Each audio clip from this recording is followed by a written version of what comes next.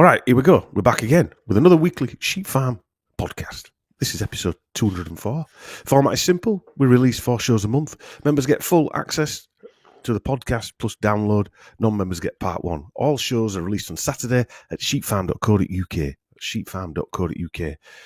Podcasts are also released on Podomatic that send them out to Spotify, Amazon, Audible, Google, and Apple. I've even started putting the links to some of these on the emails that people get as well, so you can go straight to Google or straight to Amazon, and Spotify I think I put on there, or it were Apple. I'll try and keep adding a few on there so people can go direct to wherever they want to go to and don't have to go through Podomatic.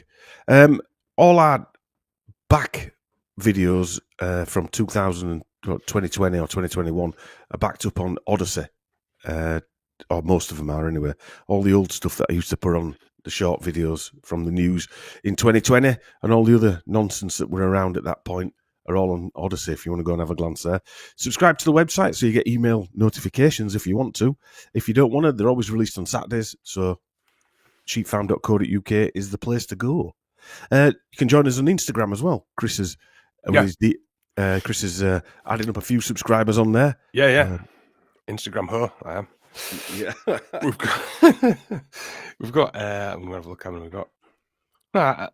To be fair, I've got 1,093, but I put the drawings that usually go with the show on there, or little bits and bats. Not very often, so I don't badger anyone. Okay. Nothing worse than being badgered. Well, we're not badgering people, are we? No. If my hair grew back, I might look like a badger. But Dickie Davis, part spook Dickie Davis. Your beard's like a badger. It is. Yeah. Do you know when my nipple were born 6 years ago? It was jet black. Right? Yeah. Lack of sleep, stress, constant worry. I've lost it. Gone grey and lost hair since you were born. Yeah. What about your nostril hair? That's like great. A bunch of flowers, great. Wasn't it? It's growing fantastic. Yeah. Like a privet edge. Thanks for everybody ordering vitamin C powder and all the other goodies on the Health Bunker website. Remember, use the promo code for all Health Bunker products. It's not available on products that aren't Health Bunker. There's one Health Bunker product where you get 10% off, not 25%. But we try and keep the discounts flowing. And the more people from outside the Sheep Farm crew that order, i.e. people in the general public, hopefully, in the longer term, I can offer more discounts. They're discounting your prices. There you go. So this week... Cash making shill. Yeah. We're grifters now, apparently, Chris. Grifters. Yeah. Called us grifters. So we've got a bullshit platform, big shill mics. Now I'm not going into called as grifters for selling stuff. I guess this week's a grifter as well. Mark's definitely a grifter. Yeah. Lance and Andy are grifters. Oh, don't even get me started on them. They're rally grifters. So while we're talking about grifting, we might as well mention the merch shop and the £2 membership for the second hour. Yeah, I don't like that. I might edit that way out. Well, the merch shop I put on the... did I mention it last week? I put on a Thick as Min's t-shirt. Right. Yeah, I did mention it last week. I'm sure somebody else used that phrase. Yeah. Won't go into that either. It's good drawing as well. I actually got some pictures of some mints. We get some names called us, don't we? You know, I if I were really sensitive, I could sue these people. You know, grifters, shills, bullshit platform, thick as mints. We get more positive than negative. I know, but you could really, if you were a woke snowflake. Yeah. If you were in some sort of lawsuit. If you were Jeremy Vine. Yeah, if you were Jeremy Vine. Oh, Jeremy. Somebody called him a name. What was it called? Yeah, somebody called him a terrible name. I didn't say it, actually was. Well, no, he can't now because it's out in public domain. Someone called him a bike nonce. So you can call him a bike nonce. So you can now call Jeremy Vine. No, you can't call him it, but you can say somebody called him a bike nonce. Oh, right, yeah, they did. Yeah. Someone called him a bike nonce. Yeah. Why? Because he's a bike nonce. No, he ain't a bike nonce. He sued him and won. So he's proved he ain't a bike nonce. Right. But in court, the court case was about him being called a bike nonce. Right. And he proved he wasn't a bike nonce by suing. And then the week after, he wore ladies' shoes at work. Did he? Yeah. Is that true? That's true. I've got a picture of it, a video of him walking up and down. It was in all major papers. I like to see him riding his bike in them. He's one of them people who rides his bike round just looking for trouble, isn't it? Yeah, with a camera on him. Yeah. He's looking for somebody who's cut him up or might have cut him up, or so he can sue them. Yeah, commonly known as a bike nonce. Might be a court nonce. Might just get a fetish of wearing women's shoes and taking people to court. You never know, do you? I've swore at quite a lot of people on my bike, right, over the years. I've also been knocked off it by a taxi, just turned straight into me. But yeah. I'm a cyclist and a driver, so I understand both sides. But when you get the new students, so you're a bike nonce then? Well, I'm not like mammaled up or anything. I'm just right. I just ride to work. Mammal, I like that one. Yeah, I do as well. Middle-aged men in lycra. Yeah, but but I understand both sides. But one thing I will say, when the new students come here, fucking hell, you should see him. He's terrifying when you're in a car and they're just zigzagging. It's like they've never ridden a bike before. Yeah, but down in Cambridge, they ride those stupid Harry Potter bikes and all, don't they? Yeah, but they don't look over the shoulder fire. You can tell they've never ridden. We like the long coats behind them, trailing behind them. I've got a new bike and I've never ridden. They're like shaking down a main road, and you're like, oh god. You know, with metal brakes. Yeah, squeak. That's all the bike. They don't ride modern bikes, just them stupid bikes, don't they? My missus has got one of them. They weigh about 3 tons. Dutch bike. Yeah, is that what they're called? Yeah, twat bike, I call them. We've got like 5 bikes out. I wonder if I'm going to get sued by a load of Cambridge students for calling them twat bikes. Yeah, it's a cycle town. It's a cycle town, yes. Cycle paths, yeah. So we got Mark on. The image I'm going to use for this is the one that you drew about the Stanley Kubrick one. Yeah, the 2001 Space Odyssey one with the monkeys but you put an Apple iPhone on it, didn't you? Yeah, touching that megalith. I don't know if that was my original thought, that fire, or someone else. I don't know if anyone else has ever done that. But I think, like Mark said in this, it could be a TV, it could be a photo, it could be anything, can it? But it does make sense, doesn't it? Yeah, we do talk a bit about Kubrick. I mean, we talked a bit about when Trevor were on last week. I lose track now about what I think we are on 2004 One Space Odyssey podcast. Yeah. But yeah, we talked a bit about Kubrick in this one because Mark's just done that new film. Yeah, on Amazon. What's it called? We mentioned it in this anyway, don't we? A Clockwork Shining. Clockwork Shining, that's it. Yeah. So, and obviously we talk about his new upcoming books that he's looking at doing, but all sorts of other stuff. We rambled on about many different. Mark, he's definitely a shill. He's on Amazon now. Mark, you need to get signed, sealed, and delivered. Yeah, it's signed, sealed, and delivered with his big shill mic. Yeah, an Amazon publication. Yeah, even though everybody publishes books on Amazon, think about that one. We've got to use what tools we can, I suppose, haven't we? We have. And speaking of tools, you know what else to say, Chris?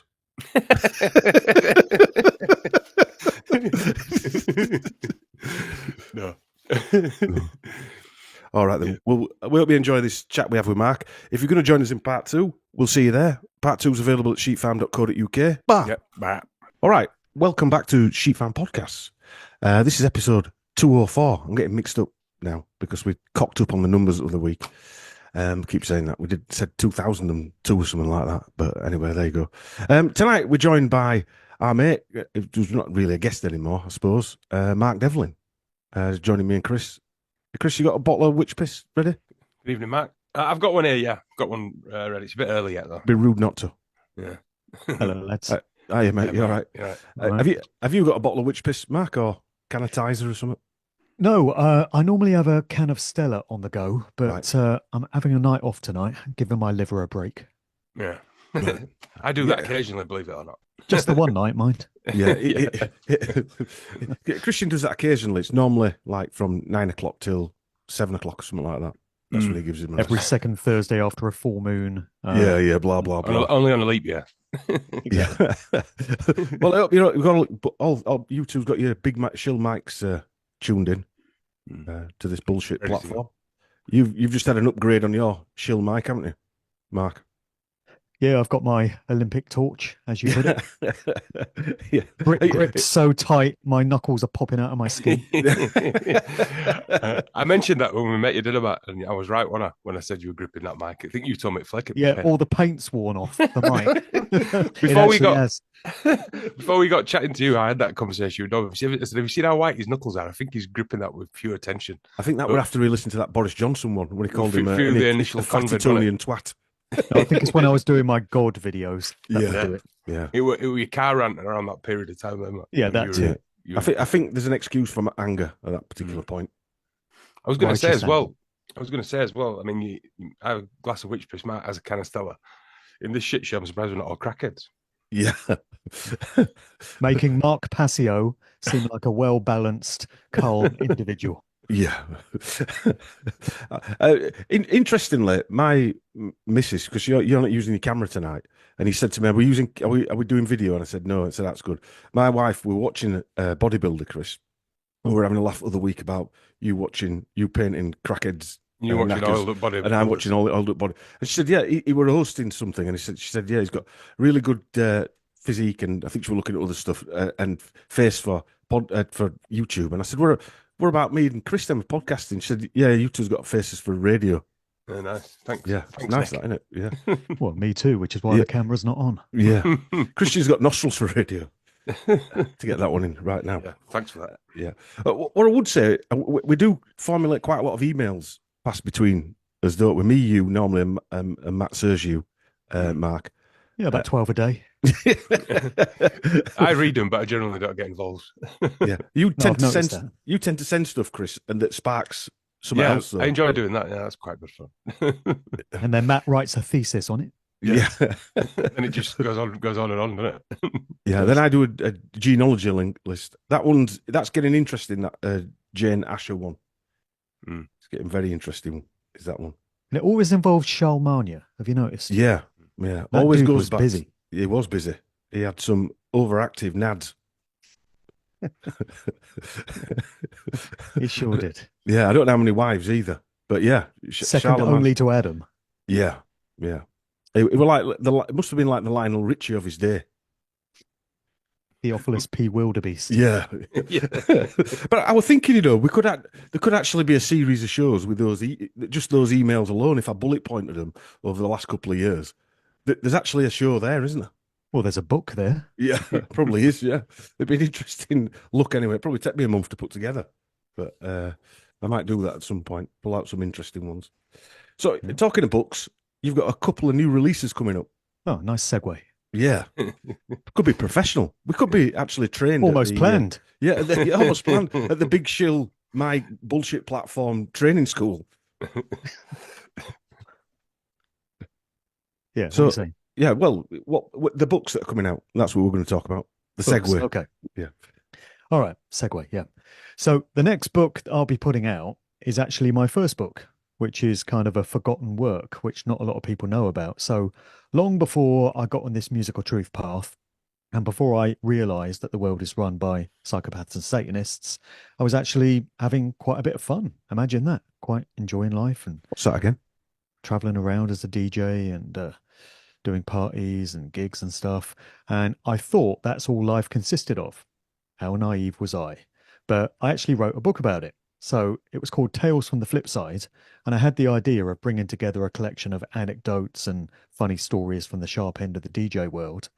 And so I wrote it across 2005 and 2006, and I self-published it through a company called Author House. This is before Amazon CreateSpace was around, so you had to go through companies like this. And I put it out in January 2007.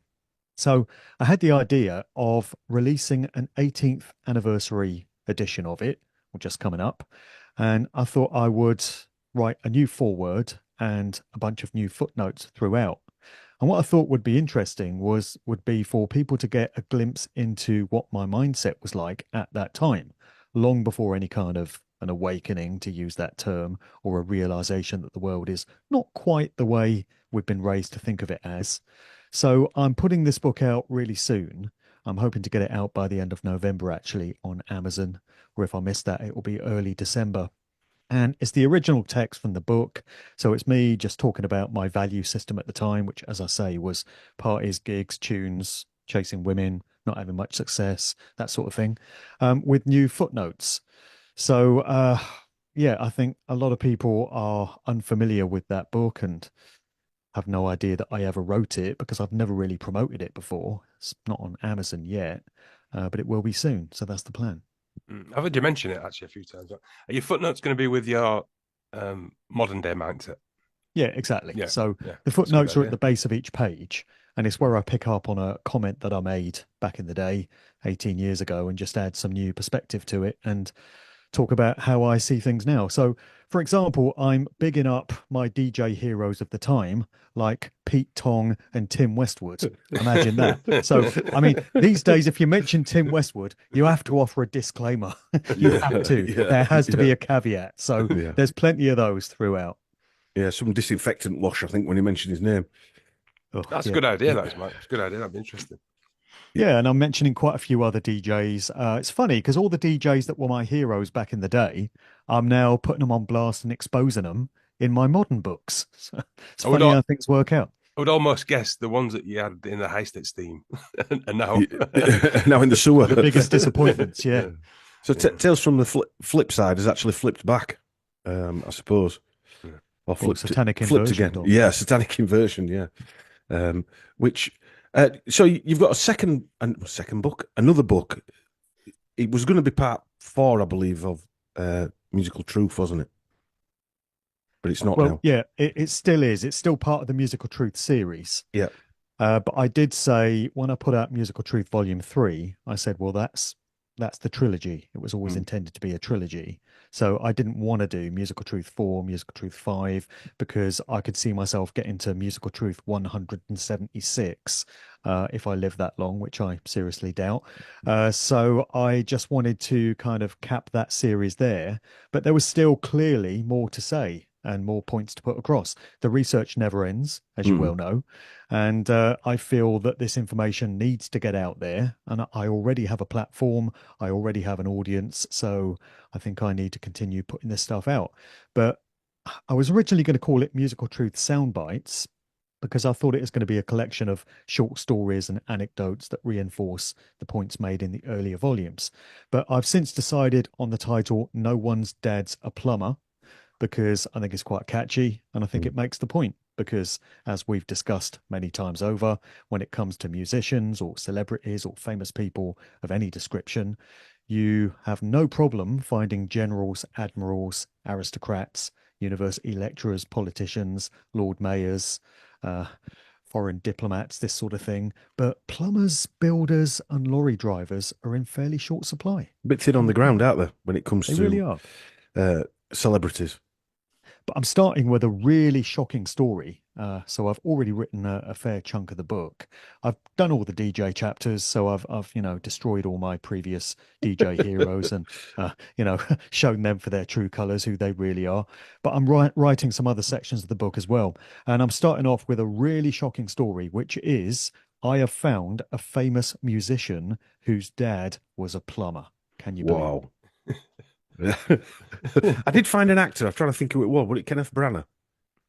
I did find an actor. Yeah, there was someone I remember. Yeah, he was a plumber and he installed ceilings, didn't he? Was something like that. False ceilings. Yeah, Kenneth Branagh's dad. I think it was Kenneth Branagh. Well, the one I found was Mark E. Smith, right, out of Manchester, and he was actually Super Mario.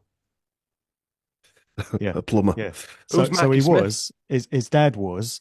But it turns out his granddad, was it his granddad or his great grandfather, fought in the Boer War, and there is a military sort of history to his family when you go back a few generations. But his first generation dad was a plumber, so we'll go with that. It's as good as it gets. Dave McGowan's got a lot to answer for. Bless him. He has. With this type of research, yeah. What did he start? He started your work. It certainly influenced mine. And many others. I think he had no idea, actually, what he stumbled onto. And the interesting thing about his work is that he was taking stuff that was already in the public domain. So it was information that had been out there for years in newspaper articles and obituaries and books. And he was consolidating it and aggregating it, bringing it all together and showing how the patterns and the trends emerged and cross-correlating stuff. And it's a style of research that anyone could have done at Yes. any time, but for whatever reason, they hadn't. So Dave was that guy who stepped up and did that research. And I don't think he fully appreciated the value of what he was bringing to the world. I think he thought it was a curiosity and it was quite an interesting thing, looking at where all these musicians' dads came from. But I think he would have had no idea what he would have started in terms Literally of snowballed. inspiring guys like us to do the work we're Snowballed doing since now. he died, Mark, didn't it? It snowballed massively. His research. Oh yeah, nearly 10 years now. I remember in the heady days of YouTube being decent, when I remember listening to all his interviews on YouTube. Yeah. When he was promoting Program to Kill and then Laurel Canyon. Laurel Canyon one, yeah. I did a show with him. I did a show with him in 2014, and he nearly didn't come on because he really took a strong disagreement to my stance on the Paul is dead McCartney situation. So Dave was a big Beatles fan, and he hadn't realized what my stance was on the idea of McCartney being replaced. And at the time, he had a Facebook thread, a Facebook chat page, and he had a big fan base that had read his book, and all these people would get on there and comment with each other and stuff. And David posted, "Oh, I'm going on this English dude, Mark Devlin show to talk about my Laurel Canyon work." And somebody had said in the thread, "Dave, you do realize that he adheres to the Paul is dead rumor, don't you?" And then McGowan was like, "Oh, well, fuck that, then I might not do it. Maybe I shouldn't do it." So I had to get onto him and say, no, please come on, Dave. We don't have to talk about that, but I don't not do the show just because of that. I wonder if he'd have changed his opinion by now with all the extra research that people have done. Well, he'd be in a minority if he hadn't. Yeah, it's quite hard to deny it anymore, isn't it? I think. Well, even to the point where, whether you really think that he died or he didn't die, that there weren't people that looked like him. And there's something very, very fishy going on in that whole story. Yeah. I heard something interesting the other day, and this is not my idea, and I can't remember where I heard it now. But they said, the whole thing when the Beatles came out and the Monkees came out at the same time, maybe the Monkees were used because they were known to be a put-together band to take away the fact that the Beatles could also possibly have been a manufactured band, if you know what I mean, to take that away from that so they idea. Look better. A bit so like the Gary, manufactured band. A bit like Gary Barlow's the best singer. Yeah. Well, they're out of Laurel Canyon, the Monkees. Yeah, they came straight out of there, didn't they? Yeah. I'm just rereading Laurel Canyon, actually. Probably the third time I've gone through it. And every time you go through it, you find something new, especially when you're researching stuff yourself. You can link it back to some of the things that you've done. So even his work after you've reread the book comes together and sets you off in another. It's like when he did the Jim Morrison research. I found out that he actually had another uncle who was even higher up in the Navy. He was a full blown admiral, and he's buried at bloody Arlington Cemetery. So even his research that he set going in motion, there's actually probably more research behind it. It's even more frightening than that, I think. Just makes you wonder, if he'd never done that research and put that book out, would somebody else have stepped up and done it? Or would we all be sat here all these years later, none the wiser for any of this stuff? Yeah. Well, yeah. Again, as we talk, we're probably going to talk about the coding in the Matrix. Is that what, are we're witnessing that if he didn't do it, that's part of this Matrix that it had to happen around that point, if you like, because without the internet, he probably wouldn't have been able to do it. I think he wrote that's a whole different story. I think if I'm right, Mate, he wrote Laurel Canyon from basically a web page where he was getting people send him information. That's right. Was that right? Yeah. Yeah, there's a bunch of articles on a web page, and then he decided to weave them together into a book. And I think at the time he was releasing them article by article, and he was coming across this research. He was like, "Oh, this is a strange thing. Jim Morrison's father was the Navy admiral in the Gulf of Tonkin." And then it would be like, "Oh, well, look, Frank Zappa's father was into military intelligence as well, and he was into biological warfare." And then it was like, bloody hell, John Phillips of the Mamas and the Papas as well. And then it was every single artist. Yeah. Everyone you could look at from that community had those same kind of connections. So Dave was kind of discovering that stuff as he went. And he was like, this is amazing. It just never ends. Yeah. Yeah. And it weren't the fact that their parents had been in the military, it was the fact that they were all like intelligence operatives or high up in the military. It weren't like they were just normal grunts, were they?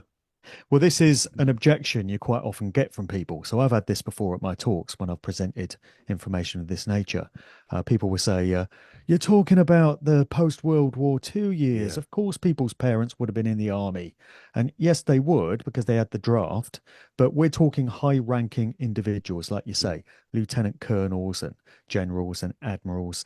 And another thing I get, another objection, you probably get this as well, is, oh, if you go back far enough in anyone's family tree, you'll find Charlemagne or one of the English kings. Yeah. You know, you can say, oh, Taylor Swift's descended from King Richard the First or whatever it is. And people will say, oh, everyone is. You've just got to trace it back far enough.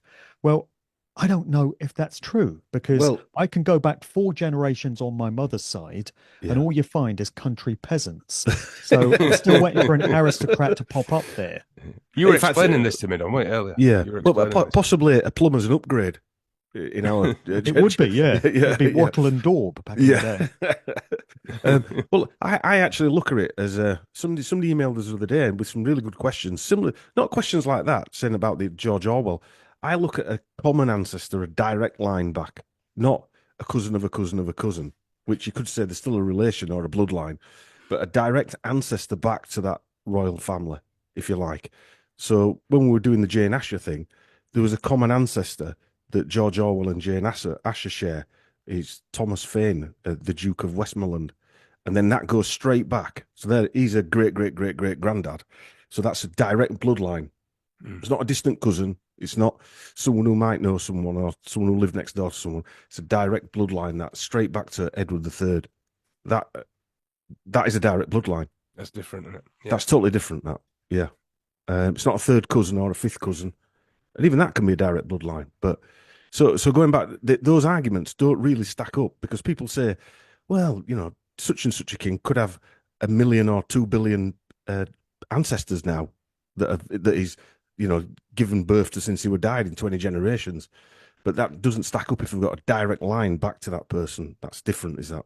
It's funny, actually, I'm saying that. I remember going back some years watching a documentary on normal TV. And the whole thing was about how we're only a few generations from being related. And we're thinking about it now. That was probably put out there for a reason. Well, none of these people actually, none of them advertised the fact. You sent something over the other day, didn't you, Mark, about someone being a cousin? I forget who it was now. And none of them advertised the fact. It just comes out. What about the one you found with what's his name? Which one? The English actor who played the secret, the one who the code breaker. And it turned out he was actually Benedict Cumberbatch. Benedict Cumberbatch was Alan Turing's cousin.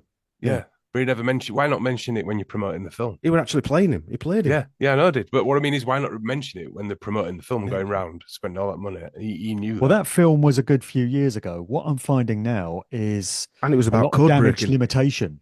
Yeah, I think you've got people like Janet Jackson did an interview the other week, and she said, "Oh, I'm cousins with Samuel L. Jackson and Stevie Wonder." So she just comes out with it as if it's nothing special, nothing unusual, you know, it's nothing to it, folks, nothing to see here. Yeah. And I think there's a lot of this going on now because it's damage limitation. And I think it's because of the impact that guys like us are having in showing how all these famous people are connected and who they're descended from. It's not nothing. It is important, but they want to make it seem like it's trivial and, you know, there's nothing special about what we're doing. Yeah.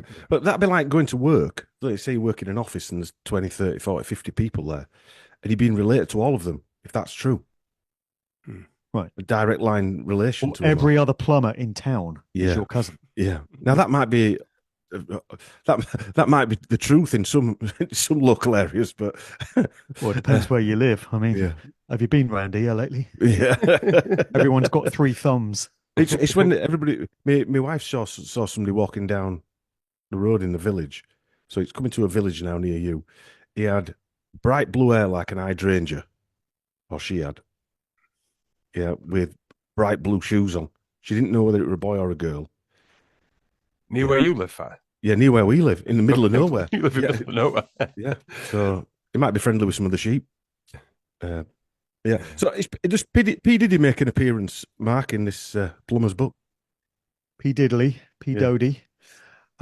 Yeah, he gets a mention. It'd be rude not to, really, wouldn't it? Yeah. I mean, I've been on his case since about the mid-90s. So it's not news. You know, anyone that's moved in sort of R&B, hip hop, urban music circles is not in the least surprised about any of this stuff that's coming out about P. Diddy. I mean, the scale of it, possibly, but the nature of it, no, because there were stories about him in the mid-90s circulating. So in my second book, I think Yeah, it I think it was was the second one, wasn't it? Yeah. yeah, volume 2. I've got a section on Puffy there, talking about how he screwed all his artists over and exploited them financially. Not talking about the freak-offs and such, because we didn't have that much information back then, but it's been long known that he's a wrong-un, very dodgy individual, not the luckiest individual to be around. And yeah, it's good to see chickens coming home to roost there finally, it would appear. Do you think he could be responsible, him and the Epstein stuff, for the silence during COVID from famous folk, Matt? Oh, for sure. He's been described as the Jeffrey Epstein of hip hop. And I'm sure. Yeah, two combined covers everybody, doesn't it? Covers politicians, business folk.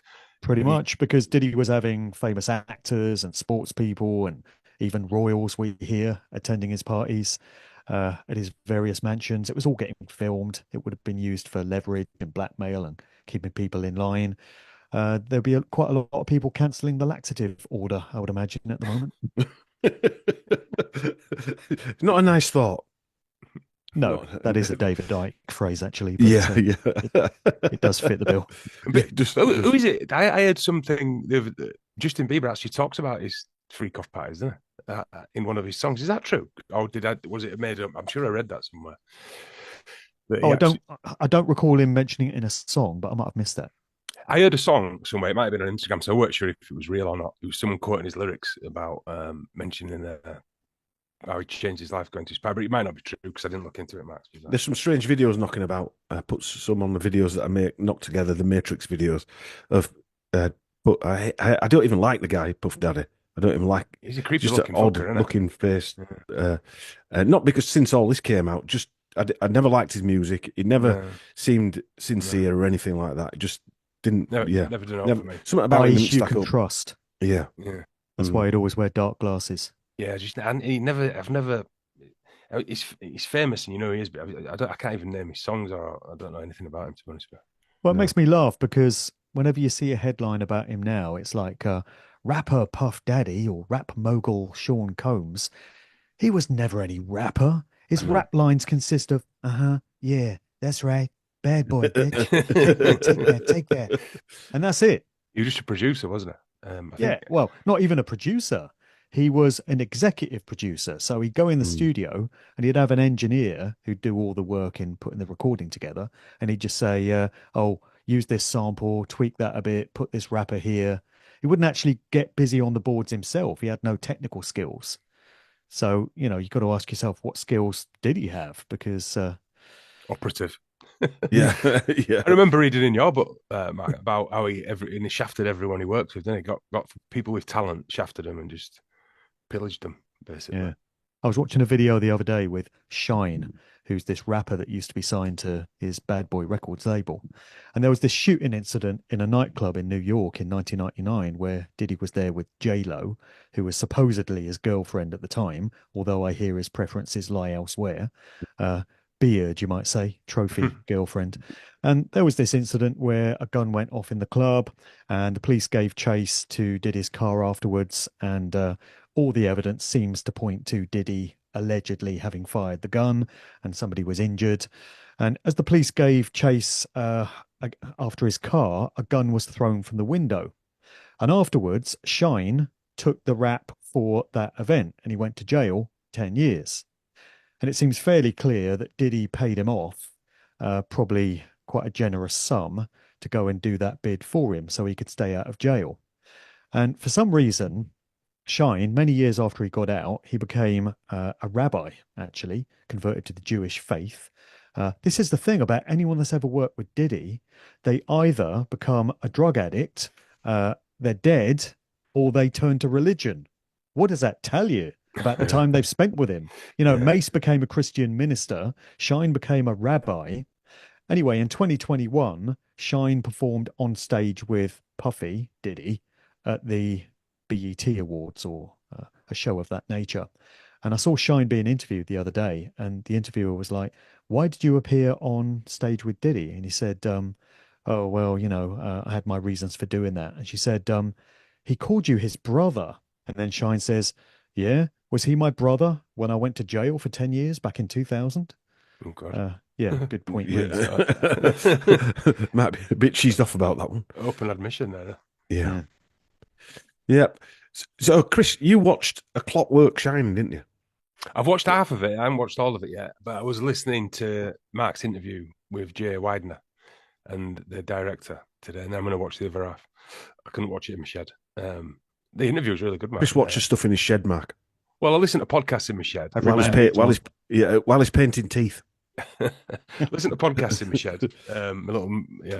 Tell them what teeth you're painting, Chris, because I've obviously said you're just painting teeth. They might think you're just painting teeth. No, I'm painting my weird sculptures that I make. I'm painting the teeth on the weird sculptures. But I'm like a pig in shit in that, to be fair. Nice cup of coffee, put a podcast on, and just sit painting sculptures for about 6 hours till I pick my nipper up from school. A bit cold down there this time of year. Got 2 heaters in there, Matt.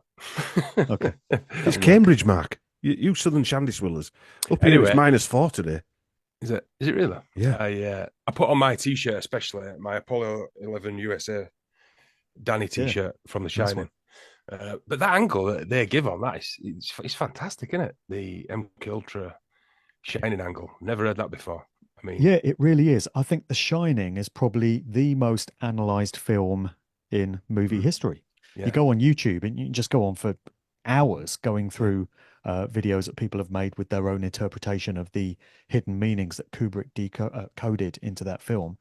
And Jay Widener himself has done previous videos. Kubrick's Odyssey is a series he's got.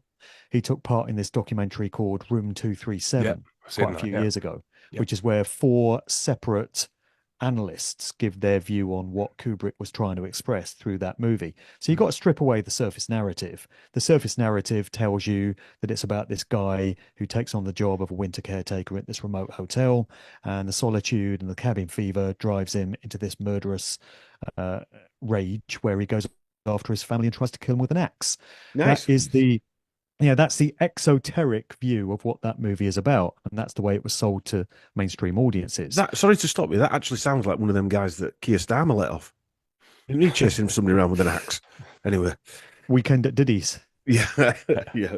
I do agree with what Jay said in that interview, though, that all those 4 different things in the Shining are all possible. And then now he's found another one. That's the genius of Kubrick, that he could actually encode all these different things. And you haven't just got one hidden element, you've got several.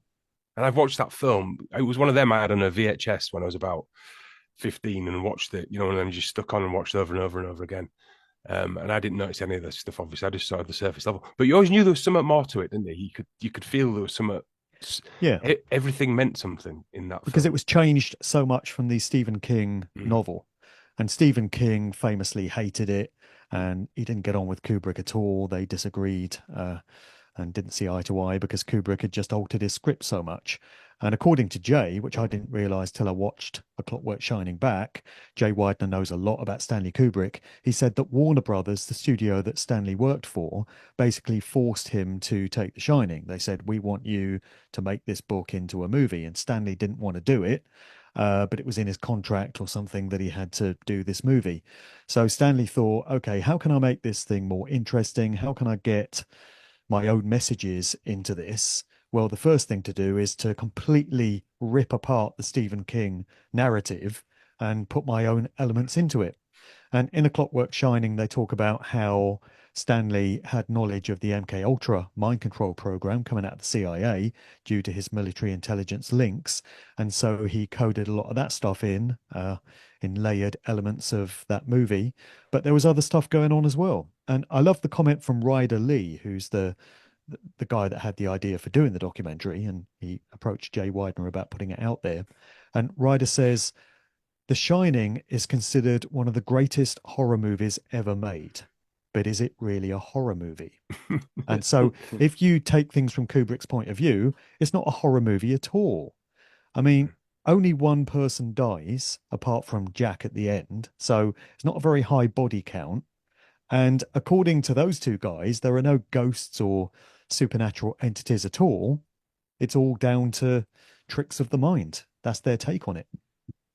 Yeah, brilliant. I was actually gobsmacked. I mean, how can a film? I mean, all these films that were all made. So even going back to Space Odyssey, the only one of his films I've not seen is Barry Lyndon. I've never seen that. But every one of them can be analysed and reanalyzed right up to now. I even saw some on a guy just doing a thing on YouTube, and he was talking about The Shining, and I never knew this, man. And like I said, I've watched that film dozens of times, and all the way through The Shining, he looks at the camera just for fleeting seconds, and he actually slowed it down. And I was like, at first, I was like, nonsense, it's not true.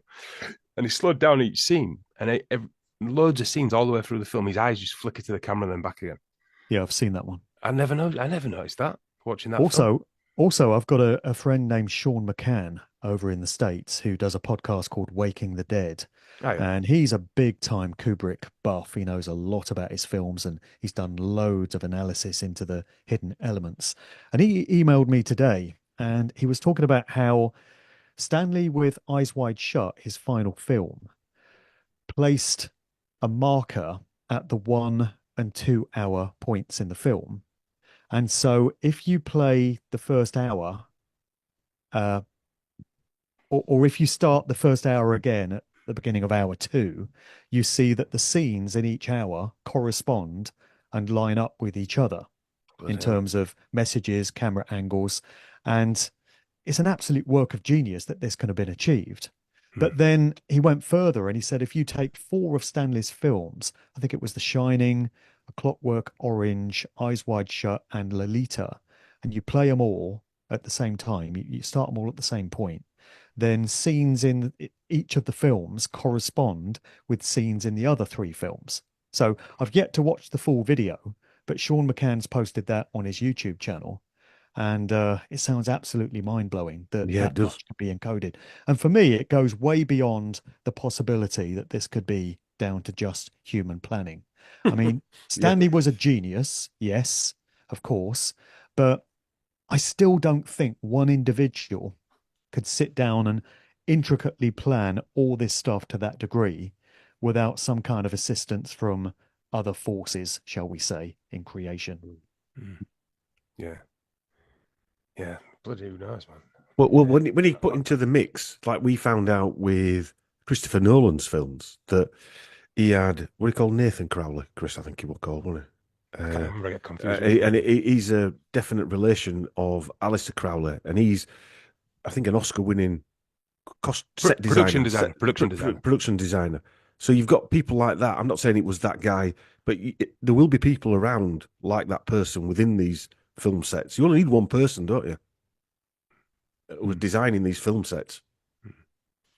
Well, I think as well, like you were saying about him going off, he basically isolated himself in that hotel, because I think it was a massive long shoot as well, wasn't it, Shining? So yeah, it took ages. It started in 1978 and it was finally released in 1980 in time for Halloween 1980. Most of it was shot in England, Pinewood Studios. How was it? Stanley lived near there. He had a house near St Albans, so he could be close to the film studios. He moved to England in the 1960s. I think it was after he produced 2001: A Space Odyssey. He moved away from America and lived in England for the rest of his life, and only went over to America when he had to. For some reason, he just didn't like being there. So most of that film was shot in England. Jack Nicholson and all the cast came over to film at Pinewood. And interestingly, another point they make in The Clockwork Shining is that they're talking about it being connected to MK Ultra. And there's a section where Joseph Atwill, the author and researcher, talks about the book A Catcher in the Rye by J.D. Salinger. And he makes the point that this is a well-known trigger in MK Ultra mind control programming, in the programming of Manchurian Candidate-style assassins. And I hadn't realized this until Jay Widener pointed it out. The Shining was released in late 1980, And then right at the end of 1980, you had the event where John Lennon was assassinated, we're told, by Mark David Chapman. I think there's more to that event than meets the eye. And it may not have actually been Chapman that pulled the trigger, but he was certainly programmed to believe that he'd done it.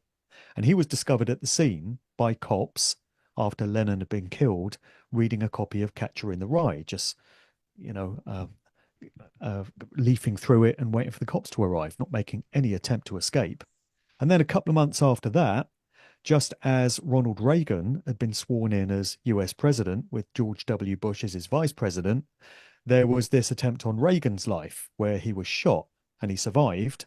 But the guy that is said to have committed that one, John Hinckley Jr., was also caught reading a copy of Catcher in the Rye at the scene. So it seems fairly clear that that book was used as a mind control trigger, but the timing is also important. So if Ryder Lee and Jay Widener are correct in Stanley coding that into The Shining, that it was all about MK Ultra, directly after that film was released, we have those two famous MK Ultra incidents involving Manchurian candidates. She's reading it in the film, isn't she, Mark? His wife, exactly. Shelley Duvall, yeah. Shelley At the Duvall start, at the she's reading a copy. table. Yeah. And Mark David Chapman and Hinckley Jr. both related to cousins of Matt Damon and Kevin Bacon. In fact, John Hinckley Jr. is a distant cousin of Reagan's wife, Nancy Reagan. So what's funny with that, Dom, is in that interview you did, Mark, they mentioned that they both look alike. They do. If you look at Mark Chapman and John Hinckley Jr., they actually look alike. And also, they both look like Stephen King. Yes. As well. I thought that as well, Mark. How mad's that? I know, right? They both got a Stephen King look to them, haven't they? Yeah. Glitches in the Matrix. Yeah. Or programming in the Matrix, not glitches. Actually meant to happen. Yeah. It's. I mean, when you see all these links together, even going back, say, what those guys, their research, your research, and then you throw in the bloodline sort of stuff where they're all actually related to the people they're actually trying to shoot sometimes. I mean, that's even more wild, isn't it? Yeah. Just on the Chapman front, something I just meant to mention there. The movie Magical Mystery Tour from 1967, the Beatles, trippy psychedelic film. There's a scene there where John Lennon is standing next to a poster, which is an advertisement for a coach company. And the slogan on the poster is "The best way to go is by M, D, and C." And it's been realized that 13 years later, John Lennon was killed by a man with the initials MDC, Mark David Chapman. So is that predictive programming, or is that this construct, the coding of it, arranging itself and causing events of this nature to happen? I know that's a separate conversation altogether, but it's just seem like that throwing in there. It just seems like that a lot of the times, doesn't it? That pieces are just sliding together, and it's not actually a plan of someone's. Well, again, I would question whether that can be human planning, or is it beyond that? Are we into beyond human, beyond a bunch of guys sitting around a table planning this stuff out? Well, what were we talking about in them emails? That biological AI. We discussed. Anyway. Sorry, one thing I did always think about Kubrick that I found strange was, where did he get his brass from to make all these films? Because he notoriously went over budget, filmed for too long, and not all his films were massive hits. So, but then he got refinanced to do another one, and then another one. Barry Lyndon were a flop on it, and then he went on, and then he got The Shining. I mean, they all went on for Full Metal Jacket, looked like a decent budget. Space Odyssey must have been a massive budget. None of them look like small budgets, is what I'm saying. Well, according to Jay Widener in his Kubrick's Odyssey series, Stanley had been hired by NASA and the American government to fake the footage of the moon landings. Yeah. Spoiler alert, folks, for anyone listening, but nobody's walked on the moon. You can't land a rocket on a luminary, on a disc of light. You just can't. They went back this year, though, didn't they, Mike? Oh, no, they didn't. They put it off till next year. Apparently, there's volcanoes on there now. They just released a massive volcano erupted 200 million thousand years ago. I don't know how long they can boot that down the road.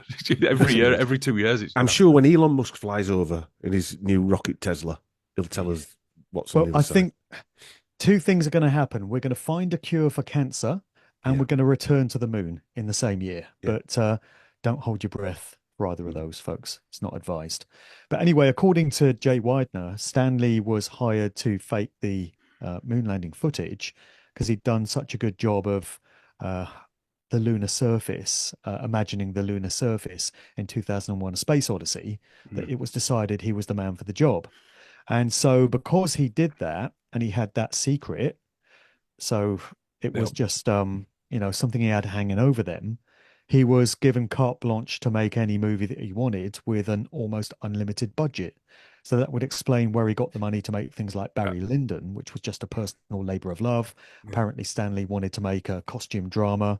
He was infatuated with that period of English history, and he just wanted to make a movie about it. And it lost a ton of money, but he was still allowed to come back and make more films after that. And if you imagine that he may have this hold over the establishment in terms of having produced that moon landing footage, it would explain why he was allowed to go on making these films. And they've got a 70 million a day budget, so giving him a couple NASA, of giving him a bit of cash is not really going to affect anyone. Crumbs from the table. Now you say that, it does seem like he was just this artist in his own little playground, just doing whatever he wanted. That's what it seems like. Well, it seems that way until we got to Eyes Wide Shut. Yeah, and it seems, I was having this conversation with Jay Widener as well, it seems that Stanley just went too far with that one. He revealed too much. And Sean McCann, when he goes into his analysis of that film, believes there's a whole load of stuff being communicated there about how these so-called elites get down and what goes on at these parties at these Rothschild mansions and such. Well, we're seeing it with the P. Diddy stuff, aren't we, really? Exactly. It's like Eyes Wide Shut times 100 in terms of what we're hearing. I've watched Eyes Wide Shut a few times now, and the first Eyes Wide Shut on baby oil. First time I ever watched it, because again, like the Shining, on the surface, it explains everything, and by the end, it's all in his head. He's just been paranoid, and then it's all over.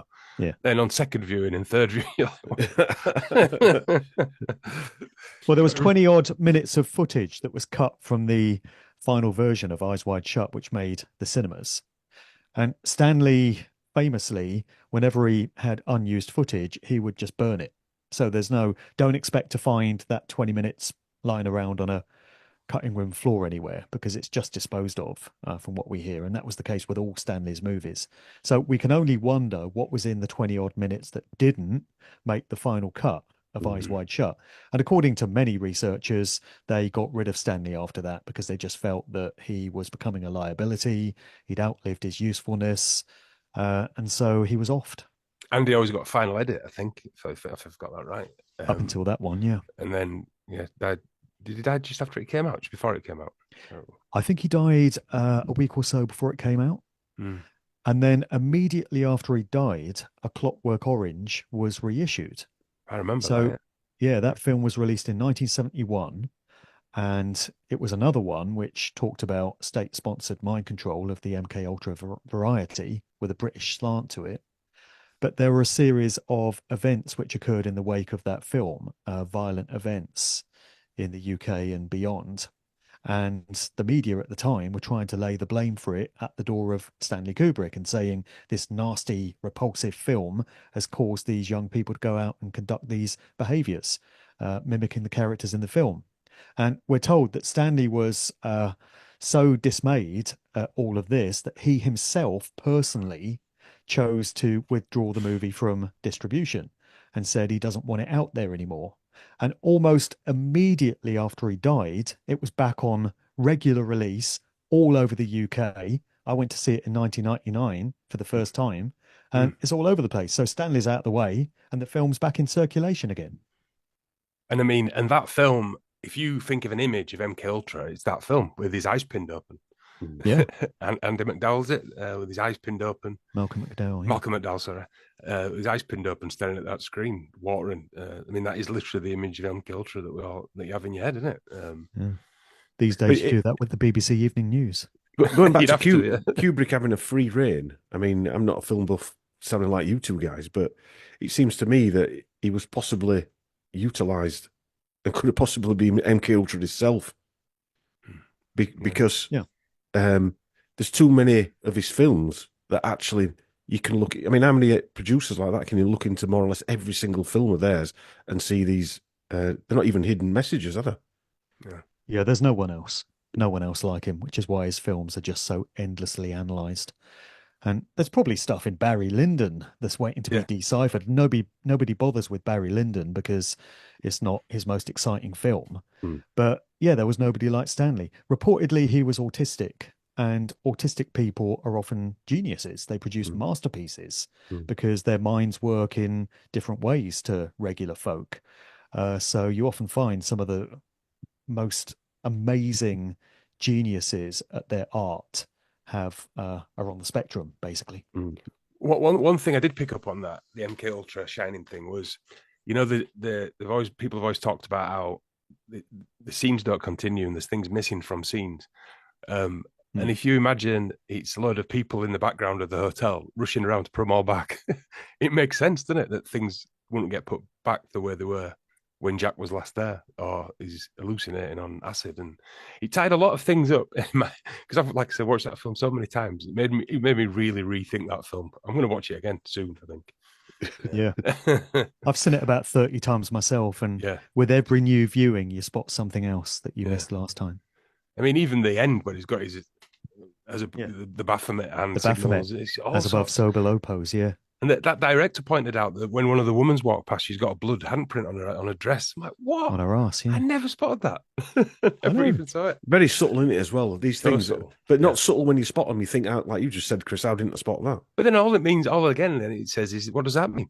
It's just added more intrigue. Fire. Yeah, and just imagine if those continuity errors aren't errors at all, and it's Stanley's way of communicating something.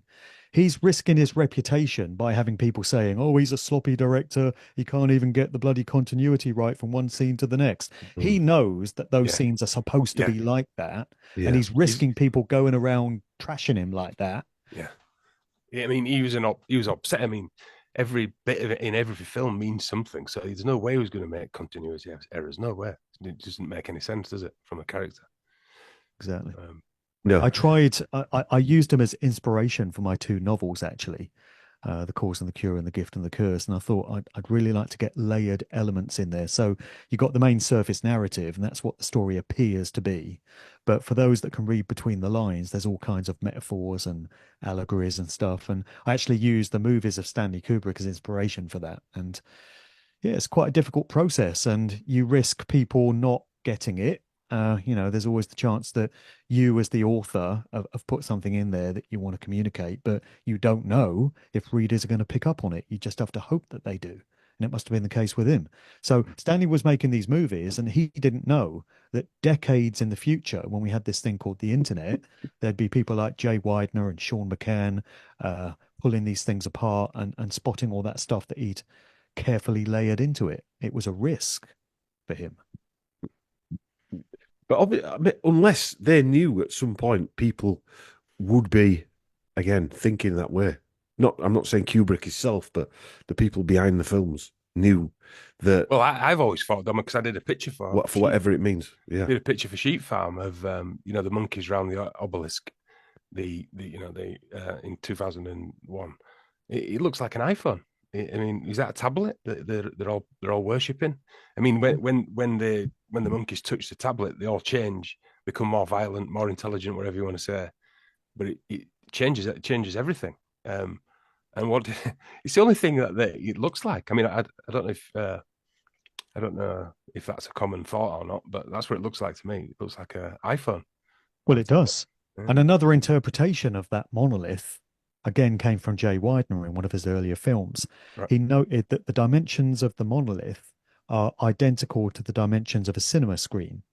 So where you've got the primitive apes being affected by this monolith and it's changing their behaviors, and then every time the monolith appears, there's like this leap in human consciousness. What that's actually saying is that the monolith is a mirror. It's the cinema screen, and the audience looking at the monolith are the ones being affected by it because you're being affected by the film, which I thought was a very clever. Yeah. Well, I mean, you could say it's a cinema screen that then becomes a widescreen TV that then went on to become a tablet stroke Black Mirror device. Exactly. Bloody hell. Talking of the construct, you've been doing talks. We've been doing a couple of podcasts with our mate Mark Bajerski on Synchronicities. You're doing a talk, or you've done one on Synchronicities, I think. Am I right there? Yeah. I did one on Saturday in Stroud. Right. Synchronicities and the power of the subconscious mind. Yeah. So this is a talk that I first presented a couple of years ago, and the one that I did on Saturday was a slightly updated version because I've got a bit of a different take these days on what synchronicities actually are to what I used to. So I presented some new information, and it's not for everyone, but it is what it is. Well, I think that's the journey, isn't it? The journey is finding out this information, getting slapped around the face with wet fish moments, and realizing that you were wrong and having to backtrack a little bit and go forward again.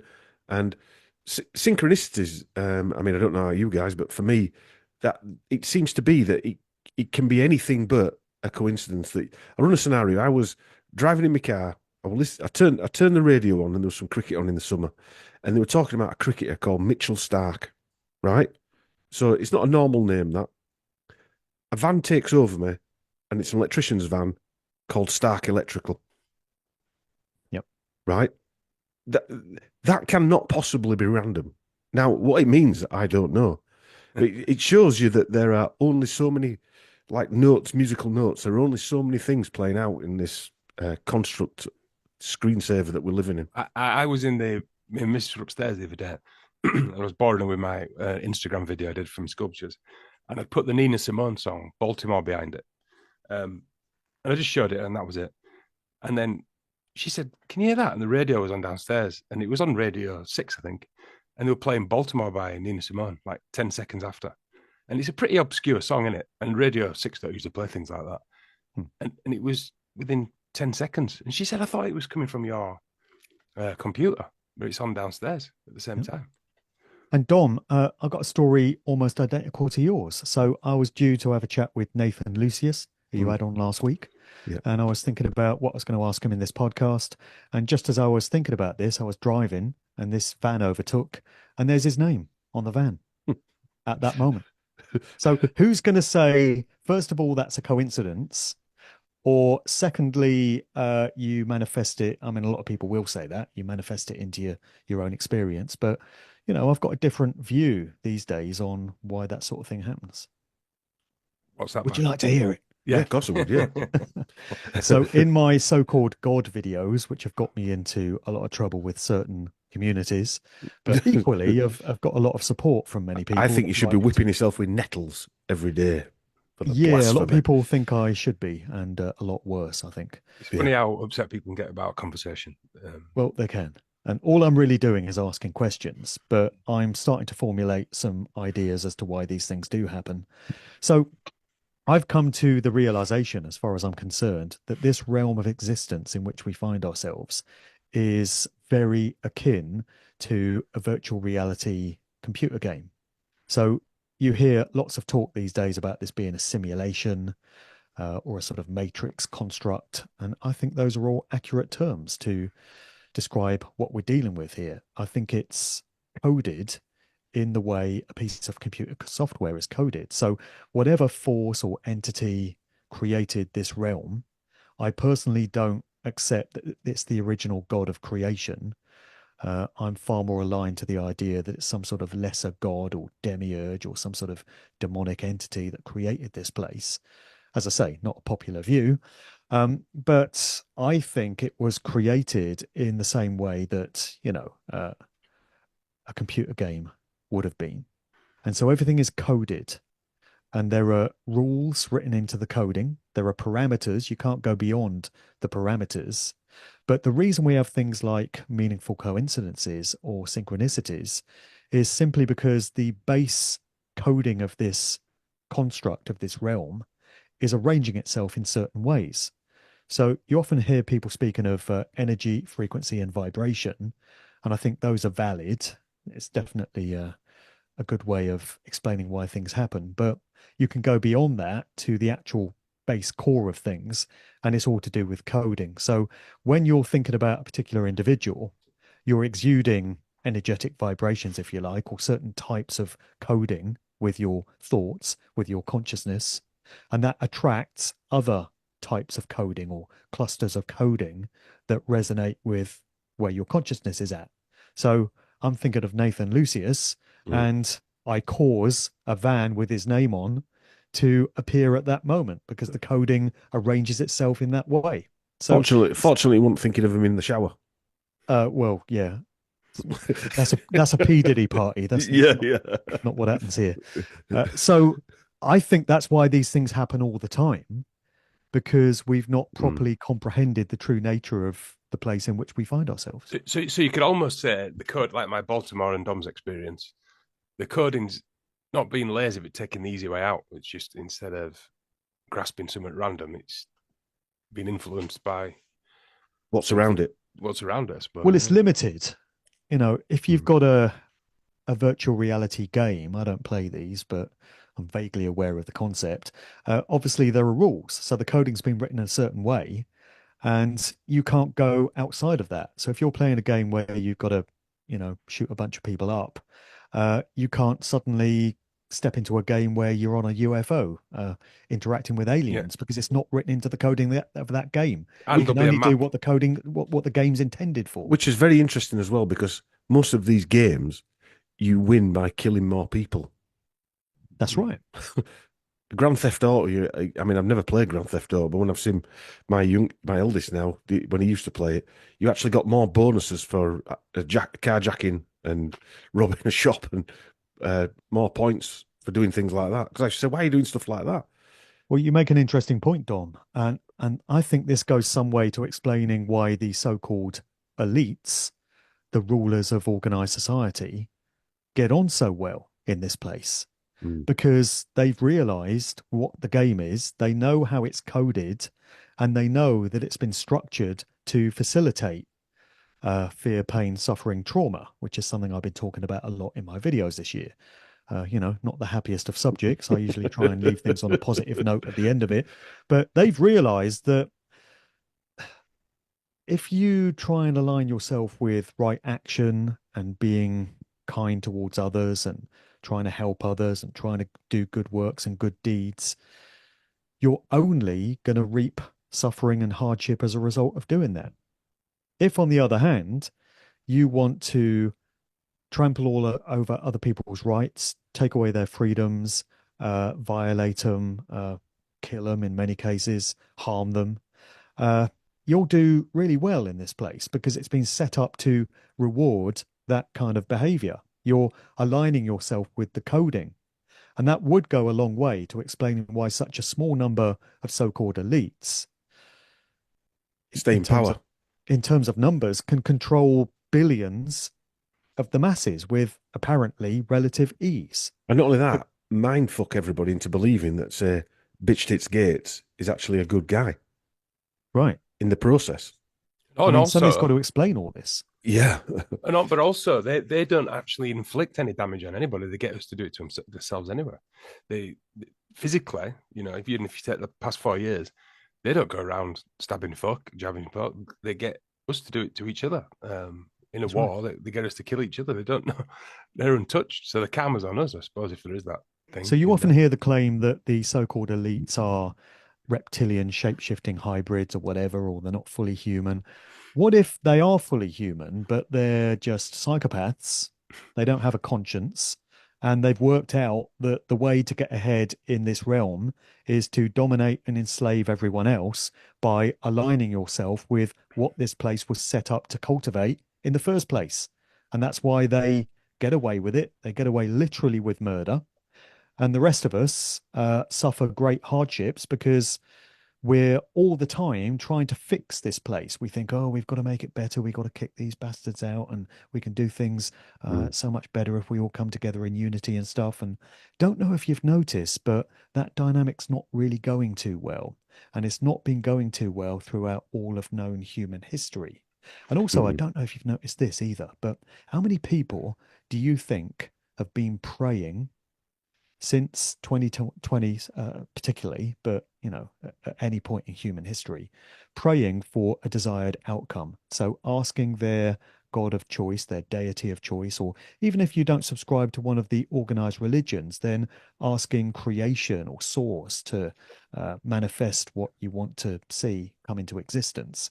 And how many of those wishes actually come to pass? How often do prayers get answered? And I just see all kinds of gaslighting going on, all kinds of excuses made. So people will say, they'll pray for something, and if it happens, they'll say, "Oh, it's a miracle. Oh, God answered my prayer. Isn't it marvelous?" But then if it doesn't happen, they'll say, "Oh, well, God works in a mysterious way, and it's not our place to question him. And, it will happen when he's ready." So, if you do get what you've asked for, you say it was God. If you don't get what you've asked for, you say it was God. Well, you're not much further forward, really, are you? Because things might happen or they might not happen. Yeah. I also think that you just mentioned like a virtual reality. Well, in virtual reality, you sort of get taken over, don't you? It's like an AI parasite, if you like, that takes over you. And I think these people who are in power, and some people call it possession or attachments or whatever, they get into the coding actually takes control of them. That's where I see it, because I've been in business meetings with people like that. It's been sat around the table with them characters out of Blade, where you explain it, don't you, Chris? Another coding example actually is, I mean, my missus always talk about this, and I've always thought this, that you can go to another country and you'll see someone, for instance, and me and my missus refer to it, they're in the so-and-so clan, for instance. Like, so, one of my mates, say Rick, one of my mates, they're in the Rick clan, they've got a similar head shape. Look, but you could go to Africa and meet someone and they're in the Rick clan, it doesn't matter whether they're black or white. And that would go into the coding thing, which is, if you're making a video game and you've got 1,000 characters in it, you have 10 base characters, then you add a little difference to each one, and then another difference to another few, and then all of a sudden you've got thousands of different characters, but they're all based on the same base character, if you know what I mean. Yeah.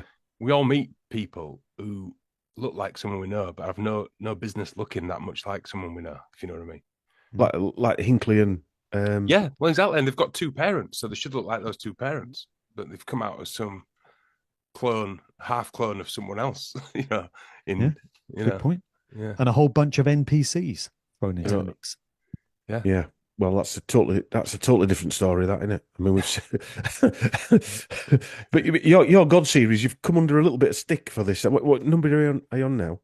I'm on God 11 with 12 to come soon, so it's been roughly one a month. I started it in January. Yeah, I mean, when I first started putting them out, I came under fire, and there were a lot of upset people. But I found with each subsequent one, fewer people seem to be getting upset, and what I'm actually getting is more correspondence of support. So a lot of people now are saying, yeah, this is making sense, and I'm getting a lot of emails and comments left on the videos, and people are agreeing with what I'm saying or offering their own perspectives on things. So it seems to have really stimulated a lot of thought and consideration in many people. I mean, never part of the plan. Well, no, but I mean, stuff you do, you like the God question. Nobody likes talking about it because you're scared of upsetting people. But we've just gone through 2020 and 2021 where we now don't give a shit about upsetting people, if you like. With something's got context behind it. We're not just going out of his way to do it. You shouldn't be upset by a conversation. That it's not doesn't mean anyone hates anyone, or you're asking the questions that we've all should be asking his entire lives, which is why we're here and what's it all about and where we come from. Yeah, there's nothing wrong with asking them questions, is there? And if you have faith in your own particular religion, whatever it may be, then you shouldn't get upset about anyone not agreeing with you, because you've decided what you believe and it works for you. So and if you believe that's the correct faith to have, then why worry about what the next man is saying?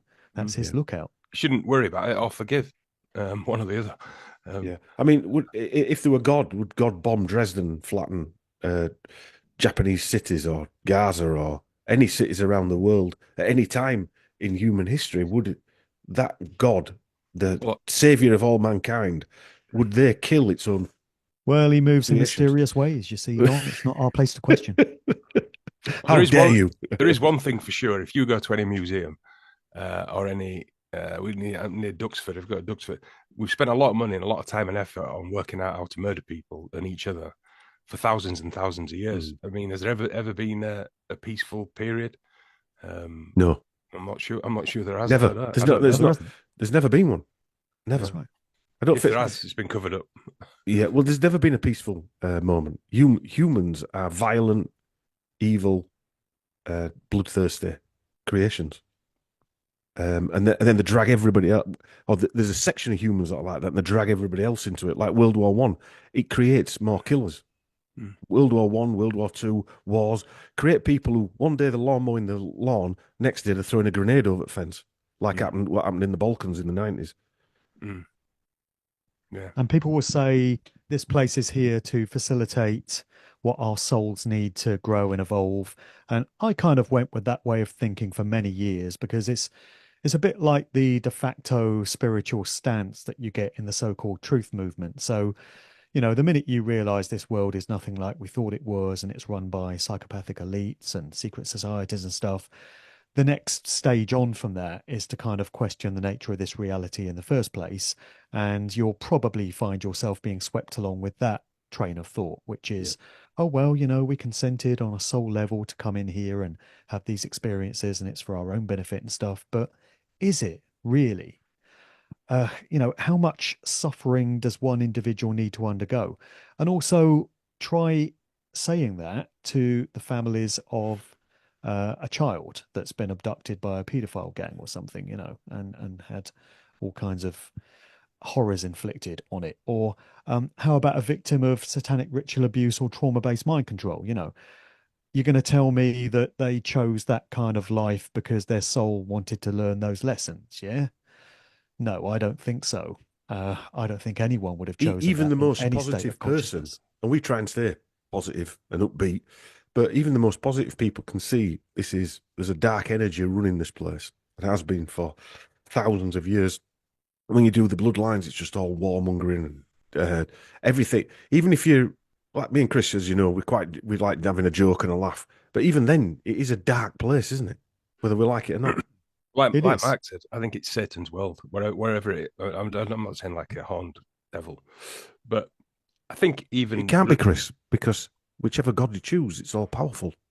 Well, one thing I will say, I mean, I think we've been designed as there's a design process that's gone on to create us and all the other creatures and everything else. I mean, the whole Earth, in left alone without human, it works in unison with itself, doesn't it? It's a well, I would say, Chris, we don't belong here. We don't belong here, yeah. Yeah, I've said that for a long time, that we are the odd ones out on this planet. We're in the wrong realm, if you like. Because otherwise we've been superimposed. Well, we won't get sunburn, we won't get backaches, these animals don't get these things, do they? They can live out in the...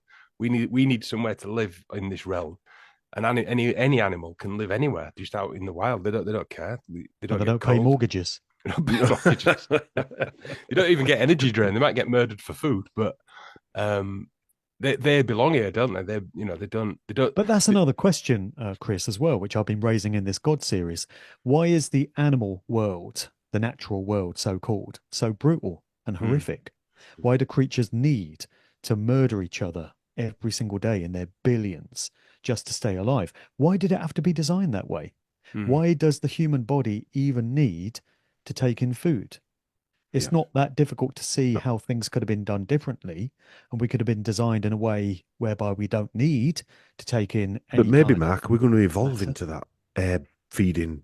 Well, let's take a while. I'm joking there, by the way. If you take the Lion King level of out in the wilderness, Serengeti, wherever it was, they keep the animals to the right level. I mean, it all works quite beautiful. I know it's horrible because they get ripped apart or whatever, but it all works in unison with each other. It's until quite we amazing. get involved. Until we get involved, yeah. Unless we live but like it is, it's still terror, though, isn't it? A zebra getting dragged into a marsh in Serengeti by a crocodile. If crocodiles are in Serengeti, probably got that all wrong. But then again, on a micro level, like, could we say that about the bacteria on our arms or our ears or whatever? Your nostrils, my nostrils, or killing kitchen. Yeah. I don't know. You know what? The answer is we haven't got a frigging clue. Well, one thing I would and all Mark's trying to do is find, just ask questions and get answers, because we're inquisitive beings. Hence why we do this type of research. We do. What's your thoughts on that, Mark? That we don't belong here. We've been inserted here, and we're usurpers, if you like. Yeah, that's an interesting one. We are different from all other species in ways that Chris outlined there. I just feel that we have been tricked or coerced into living these lives in some way by whatever entity created this place. I no longer believe that there was consent. I don't believe that we agreed to come here and undergo these lives. You know, that's something that used to pacify me for many years, and you draw comfort from the idea that, oh, well, you know, it's all happening by consent and we've not been forced here, but I think we probably have, actually. Oh, yeah, we've been tricked here, definitely, or forced, maybe. Who knows? Yeah. It's not our home. We know this place is not our home. We know we don't belong here. Yeah, I think so. Instinctively. You don't feel like you're from here. You don't feel like you fit in. No. Everything works. Oh, no, you're a darky living in Yorkshire. in a small rural village. Yeah. You definitely don't belong there. I've never missed that dartboard. I lost my train there now. It's all right. Not wrong with a bit of 80s racism. Just to make it sober us all up again. Don't you feel like you don't belong in the average Weatherspoons as well, though? Because you're in there and you hear blokes talking about football or whatever. Oh, God. I don't belong in any average stuff EastEnders, like that, and you can be sat there thinking, I don't belong here. This, you know. There's definitely bigger things to talk about right now. There's definitely bigger things to discuss. Mind you, then again, I go on and talk about films, so... Well, I was talking to someone today who told me that he went out on his bike 2 years ago, and his mate collapsed on his bike, had a stroke. Didn't get into any conversation. You know where I wanted to go with that conversation. How old was he? Our age. Fit guy. But these are conversations you're having regular now since 2021. With people. So how can you have conversations? I hear people when my Ewan's playing football. I listened to them, and such popped it, didn't they? You never had this conversation at a little kids' football match. You know, one of the fathers is going through major health concern, well, not concern, chemotherapy and all this kind of stuff. It just didn't happen.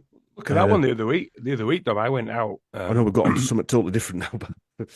Well, I mean, you could say this were a synchronicity, but I went out in the village near us, me and my missus, and just saw an old boy lying in the street, and they were rushing around. I think when they went to the pub and we saw Wuhan. Saw a defib open, and this old boy's lying on it, and they got coats over him. And about a week later, you saw the same thing, didn't you know? Yeah. But you've never seen stuff like that before. But anyway, that's another superimposed thing. That is like a video game. That is like we're living and then you've got in America Trump being voted in. He's going to drain the swamp again, with Elon Musk this time, and Bobby Kennedy. We can't string two words together. Right. Well, the world just feels like a totally different place, doesn't it? I mean, I'm not even talking about world events like current affairs. It's just the whole construct just feels different to me. Yeah. If we think, you know, we're roughly the same age, we grew up in the 70s and 80s, and the world just seemed completely different then. Yeah. It just feels like we've slipped into some sort of alternate reality to me. Yeah. Nothing's the same. I was watching... I'm enjoying watching some old films lately. Me and Mrs. watching a bit of The Godfather the other day, and Michael Corleone is in New York when his dad gets shot. You know, The Godfather, and he goes to he sees it in a newspaper before he finds out, and you think because it's all analog. Obviously, there's no he ain't got any phones or anything, and he goes to a phone box and rings his brother, and he goes, "Where have you been? His dad's been shot," and he said, "I know, I just saw it in a newspaper." And you think, my God, there's something. So these days it'd be on TikTok. Yeah, instantaneously they'd have known, and the whole world would have known at the same time. Instant terror. But there's something nice about that, isn't there? That he's out. It's the analog world. Yeah. You knew in DJing, Mark, when you were playing decks and you were mixing, there was a certain skill to that, weren't there? We spoke about this before. Yeah. Certain skill to mixing songs in together, etc., and making sure they went together. There was a certain art form to that. And then as soon as CD playing came in, it took all that away, didn't it? And then now it's totally different again. Well, And especially with laptop DJing, because now you've got 5,000 tracks at your instant disposal. So you can pull a track in and play 30 seconds of it and then chop into the next track. You try doing that with vinyl. You know, back in the day, you had to select that record. You had to know where to find it in the crate, what the sleeve looked like, pull it out, you know, line up the grooves in your headphones. in the mix dark. it in by ear, using your personal skill, not using a sync button on the laptop. So things were very different then. But it just felt more authentic, and people valued the DJ more back in those days as well, because these days you're just some twat with a laptop. But back in the day, you had to exhibit some skill to be up there on the decks. Definitely. And now anybody does it, don't they? It's like all, again, it's an automaton. I'm not saying like it was playing the decks. Now it's gone like all the other jobs, automatron, isn't it? Where you see somebody who never played before now that are famous. Forget that there were a girl who were playing. Never heard of her. She's playing in front of this massive crowd, stadium crowd, and she couldn't play at decks. All she's got is a laptop. Yeah. Well, Paris Hilton became That's a who DJ. it was. Paris Hilton, yeah. Which tells you all you need to know. So she's obviously miming a pre-mixed set that somebody's created for her, and she's just stood there waving her arms in the air and getting paid £100,000 for doing so. So yes, anyone can be a DJ now. Which totally fucks it up, didn't it? I noticed it changed after the millennium. I think a lot of things changed after circa 2000, 2001, which was another, again, after 2020 it went dark, but 2001 was as well. So a lot of people say to me, oh, it's because you're getting older that you think it's changing, and everyone, you know, looks a bit more pessimistic back and looks through rose-tinted spectacles and all this type of stuff. Sorry, pessimistic for the future and rose-tinted spectacles for the past. But in 2001 it changed, didn't it? It went dark. Then I remember it feeling totally different after the towers went down as well. Yeah. It's interesting that the Matrix movie was released 2 years before the events of 9/11. And I really feel that the creators of that film were onto something in terms of telling us about the true nature of this construct. Well, look, they're certainly ahead of the time now. They're both both women. Do you think they were put there to do that though, Matt? Because now, you know what? If they hadn't both turned into women, I wouldn't have thought they were part of the system. You might think they're on our side. Yeah, because they made The Matrix, then they made Cloud Atlas.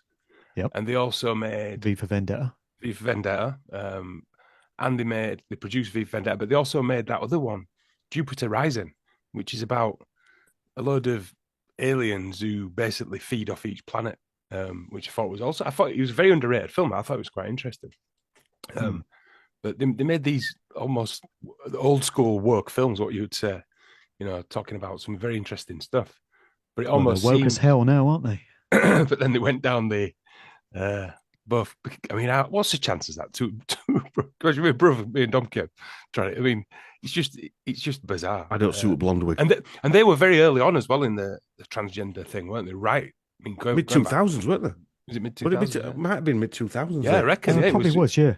Maybe that was their punishment. Maybe it was like, you know, Stanley Kubrick put too much truth in his film, so they killed him. Yeah. And with them, they were like, right, you can go the Stanley Kubrick way, or you can become women. What Put do you this pink choose? wig on. Yeah. You have to ask. You know what? It sounds ridiculous, man, but we don't know how their system works. Maybe there is some truth in that, a humiliation truth. Stranger things have happened, as it turns out. Who knows? Maybe it's the truth.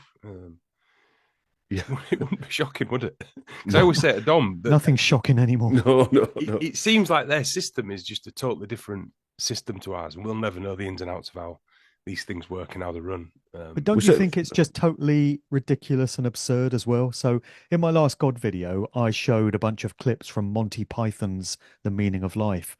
And I've made the statement many times that life these days is like a Monty Python sketch gone live, because it just feels completely ridiculous to the point that the only appropriate reaction is to laugh at it.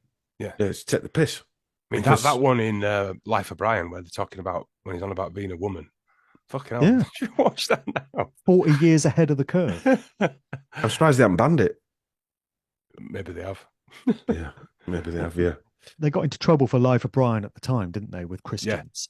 Yeah. You got very upset about it. But he's not actually supposed to be Jesus, is he? He's supposed to be Brian. I mean, that film's amazing. very intelligent, ridiculous comedy. But I've watched that dozens of times. Fantastic film. And Well, then those with- guys knew some stuff. The Monty Python guys, Yeah. coming out of Oxford and Cambridge universities, I think they were well schooled in a lot of truth, real truth. And that information I sent you over about The Revenant, Terry Gillingham's that guy's mate as well. The producer, Aaron Millican. Who directed The Revenant? Arnon Milchan. Arnon Milchan, that's him. That guy, Arnon yeah. Milchan. Got his name wrong. I'm from Yorkshire, that's how we pronounce it. Is there any programming in The Revenant? Because it's kind of an old cowboy, isn't it? Well, it's a pretty miserable watch. I've never watched It just kind of reinforces how hard life is and how it's full of pain and suffering.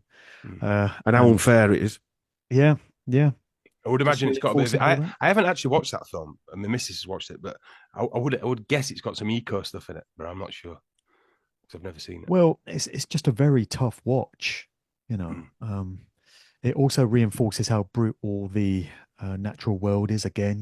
There's Native Americans killing bisons, and spoiler alert, Leo DiCaprio's character, to survive, has to take the guts out of a horse that's dead and then climb inside the horse's carcass to keep warm. Oh, in the like middle Luke of a snowy Skywalker. night. Yeah. Like Luke Skywalker. There must be some esoteric symbology in there somewhere. Well, bound to be. Yeah. But again, a lot of these films are just made there, put there to terrorize you out, to terrorize your mind. That's why I never watched it. My miss said it was really disturbing. I think I got a bit soft. I mean, it's great filmmaking. It's an amazing movie from the point of view of the cinematography and the story, but it's not a happy watch. It's bloody hard going. Famous director, I forgot who it is. Who was that? Alejandro. Spanish guy, Yeah. Well, now he found out it was funded by Israeli intelligence. Puts a different light on it, doesn't it, Chris? A little bit. I think Mark called him a piece of shit. Didn't it? I think you said that Robert De Niro, my favourite actor, didn't you, Mark? Oh yeah, he's a close personal pal of this guy, Arnold, isn't he? Yeah. Just shows again what we're witnessing. How all this stuff just gone through. No, we were saying what we'd done at the time. Do you remember when Robert De Niro came out with the Vax film at his film festival, and he was on the news like saying, "No, we want to show it because I've got an autistic child. Maybe we should have this information out here, etc." And then me and Don were joking, and all of a sudden we were doing a Warburton's advert. Was that part of the punishment? I'm sure he wouldn't have thought his resume as one of a bread advert, modern world's best advert actors. I can't figure him out because he wouldn't have had a career lasting the multiple decades that his has if he wasn't completely beholden to the system. So then what was he doing putting out this Vax film? You would imagine that would be information they wouldn't want out there. So was that controlled for some reason? I don't know. He's on Epstein's bloody flight logs, so it's not looking too good for him. A lot of his latter films, he's been playing normal characters that are CIA agents, hasn't he? In the Meet the Flockers.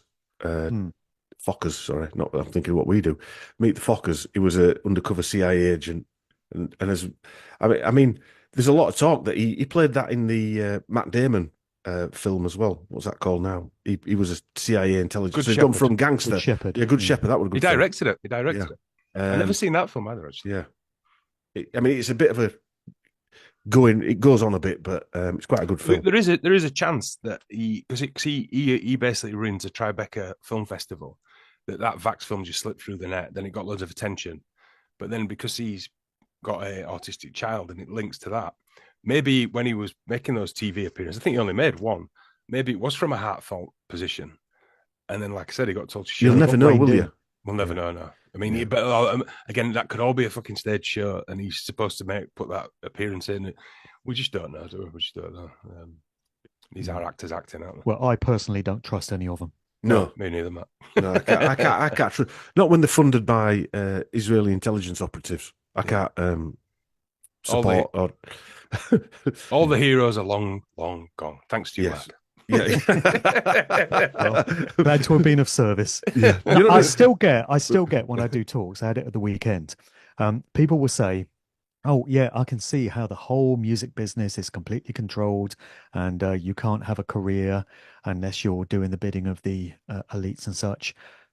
except for my favorite band. Yeah. My favorite band weren't like that. They were too smart. Oh, they weren't taken in. No, they were putting their own messages out, making their own statements. Didn't get my favorite band. I still get that from people. Yeah. There's The still denial runs deep. Do you think there's a few, right? And I'm not going on that bandwagon, by the way. Just for instance, I went to watch on Saturday last week. Got the jazz festival on there. I went to watch Omar. Do you remember Omar, Mark? Oh yeah, there's Soul nothing singer. like this. Yeah, him. Yeah. And he's never gone mental. What I mean is, do you think there's some that get He's not offered- mainstream, though, is he, Chris, really? Yeah, but he's considered one of England's most famous soul singers. He is, but he's not a household name. No, he's not. No, anyone who I said I was going to watch him didn't know who he was. But do you think at some point, whether they know it or not, they're given the offer, and then if they don't,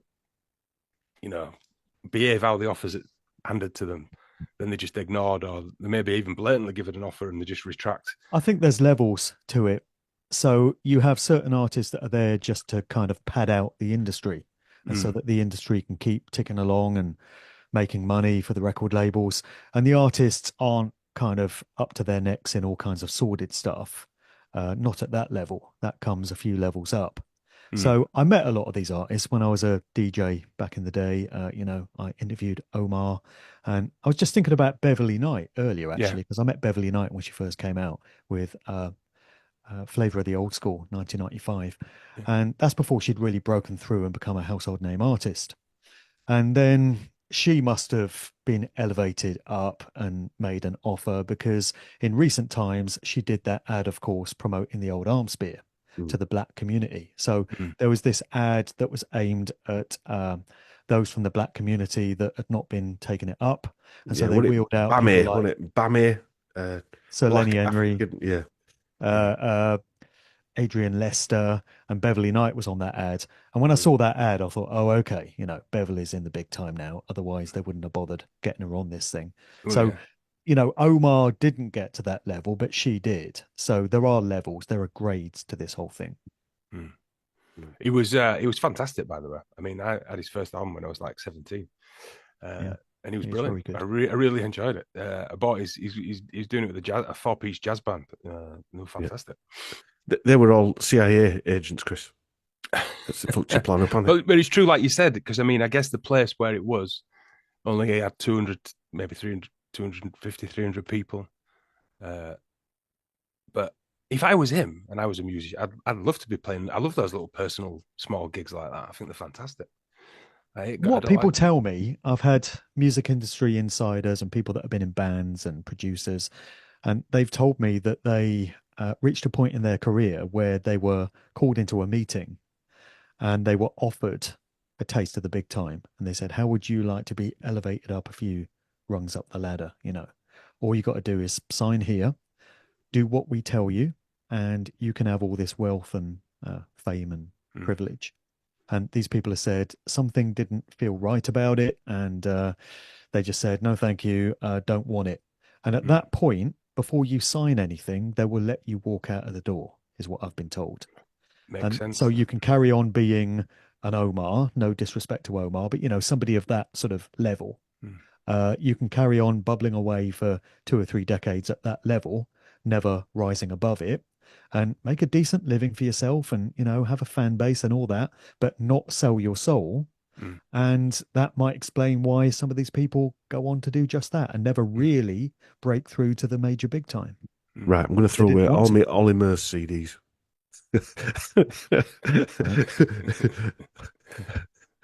Yeah, it would. I mean, there's certain ones, mainly a lot of the ones I've actually seen live. So Average White Band there as well. They got big, but they've got a following, but they were never pushed to that level, that Taylor Swift level. All very talented musicians. I hope Taylor Swift's in your book, Mark. Well, Charlemagne is. Yeah. So, crops up bloody everywhere. Yeah, I know. I've got a suspicion, that Taylor Swift's a fella, and one day they're going to reveal it, and that's, I think, or her, or some. I'm not saying she definitely is, or someone like her, and they're going to come out as I've been a fella all along. A crying game moment. Yeah, literally a crying game moment. I mean, she's 6 foot. She's nearly 6 foot tall. That Well, that's why she goes out with that massive American football guy. Yeah. Who were paid $30 million to push Pfizer's arm spears during 2020. Yeah. Anyway, all right, Max, shall we leave it there? We'll let you get off and open a can of beer. All right, mate. Yeah, well, I'm having tonight off, but I'll have one tomorrow for sure. Right, yeah. I've one of those. Will do. All right, well, thanks for joining us. Do we want to mention the event in March with Rise Above? Yeah, why not? Probably should. Yeah. Ironically, go on, Chris, you explain. Yeah, so when we agreed to do it, I didn't even tell them on the night. So we agreed to do the March thing, and the day they've booked is my daughter's birthday. The only day in the year. But I didn't know till we were doing a live show with them on a Friday, and I'm sat at the computer and they've got ticker tape going down the bottom of their screen saying live event with Sheep Farm, Mark Devlin, March the 8th. My daughter's birthday. Shit. So I'm still doing it, and it's going to cost me a fortune. Pay back, Chris. Yeah. No, to be fair, the missus said, as long as you're there in the morning, dads don't really have a lot to do with children's birthday parties, though. You just got to buy the stuff. Wait till the teenage years, mate. Yeah. Good luck. Yeah. So I'm doing the birthday, then zooming down there after. But yeah, it'll be fine. Yeah, no, it'll be a good one, though. It's already sold out, I think, Mark, hasn't it? Well, yeah, Lance says it has. So it's in Bournemouth at a hotel. Do you remember the name of it? I can't remember the name. No, I can't remember the name of it. You're fucking useless at pushing this out. It's a hotel in Bournemouth, but it's sold out anyway. But yeah, it's Rise Above. It's Lance, Andy, PG, you guys, Sheep Farm, and myself. And it's going to be similar to the events you did at Pennine Manor, I guess, where we're just going to be informally interacting with the crowd and presenting our research. I'll be dropping a DJ set, and should be good fun. Imagine good fun. We're going to arrange another talking up in Huddersfield Mark at some point. Probably they went very well, didn't they? Yeah. Yeah, they were brilliant. Yeah, really enjoyed it. Yeah, it was a good time, wasn't it? I'll try and get my son to come down to Bournemouth, Mark. You meet him. He's the one who did the Sheep Farm theme tune. Yep. You know the Sting song, Englishman in New York? It'd be like two Northerners in Bournemouth. Yeah. We'll stand out like a sore thumb. We probably will. We should find it. I've been saying to Christian, we need to find a spot in Cambridge, because just somewhere down in the middle. Illuminati Central. Yeah. Belly of the Beast. Yeah. I cycle past Ashrazine Eka on my way to my chef job. The weapons that kill. Yeah. I know people who work there, actually. I mean, do they have red Chris, eyes? We're not doing ourselves any favours, really. You're in Cambridge. I'm in Oxford. People are like, I told you there were Illuminati shills. It's true, isn't it? Yeah. No doubt we'll get a load of grief for this. But anyway, tough shit. That's how it is. Yeah. All right, then. Well, thanks, everybody, for tuning in. If you're joining us in part 2, we'll see you there. If not, we'll see you next week. Bye. Cheers, bye. Bye.